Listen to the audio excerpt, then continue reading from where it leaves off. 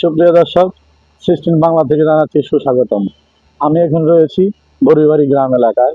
দীর্ঘদিন যাবৎ এই সড়ক না থাকার কারণে চরম দুর্ভোগ পোহাচ্ছে বরুইবাড়ির গ্রামবাসী। আমরা কথা বলবো বরুইবাড়ির গ্রামবাসীর সাথে, তারা আসলে কিভাবে এই রাস্তা দিয়ে অনেক কষ্ট করে পারাবার হন।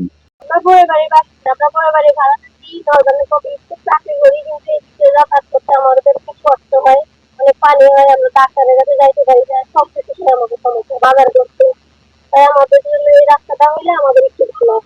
দীর্ঘদিন যাবৎ আমাদের এই রাস্তাটার কাজ কাম হইতেছে না, অনেক কিছু কষ্ট যাওয়া ছেলেমেয়েদের নিয়ে সকালবেলা শত শত হাজার হাজার মানুষ অফিস আদালতে যায়।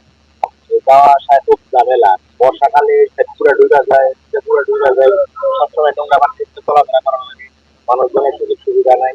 অসুস্থ হইলে কেউ ডাক্তারের কাছে নেওয়া খুবই বাতিলের ব্যাপার।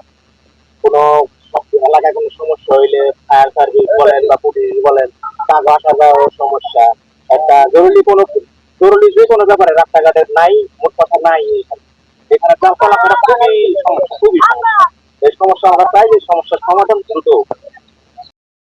আমরা এই জায়গাতে যাতায়াত করি দীর্ঘ অনেকদিন ধরে। এই রাস্তাটা হলে আমাদের অনেক সুবিধা হয়, দিলে আমাদের অনেক ভালো হয়। আমাদের না, বরুইবাড়ির প্রতিটা লোকের জন্যই ভালো হয়। রাস্তাটা অনেক দিন ধরেই গবেষণা করে রাস্তাটা হচ্ছে না, সবাই মিলে যদি করলে যদি হয় অনেক ভালো। দুর্ভোগ নিয়ে এই ছিল সর্বশেষ তথ্য।